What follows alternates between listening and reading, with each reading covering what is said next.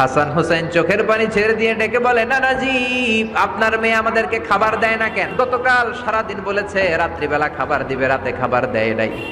আমাদেরকে বলেছে তোমরা ঘুমিয়ে যাও, আমি রান্না করি সকালে দিব। ঘুমায় গেলাম, সকালবেলায় খাবার চাইলাম, আপনার মেয়ে ফাতেমা তখন আমাদেরকে খাবার দেয় না। দাদা, আমরা ছোট্ট দুইটা মানুষ ক্ষুধার জ্বালায় বেহুশ হয়ে যাই, আর সহ্য করতে পারি না, আপনার মেয়ে খাবার দেয় না।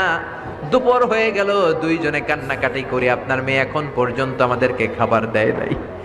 আমরা দুজন তো আর সহ্য করতে পারি না, কেন আপনার মেয়ে আমাদের সাথে এমন করে? আপনার কাছে বিচার দিলাম, আপনি বিচার করেন। বিশ্বনবী আর কি বিচার করবেন? ডেকে বললেন, হাসান রে কাছে আয়। বিশ্বনবী শাম দেশের জুব্বা পরতেন, শাম দেশের জুব্বাটা উপরের দিকে উঠালেন, হাসান রে দেখালেন, এই তো দেখ তোর নানার পেটের মধ্যে 3টা পাথর বাঁধা। একদিন না খেয়ে থাকার কারণে তোদের পেটে এত জ্বালা,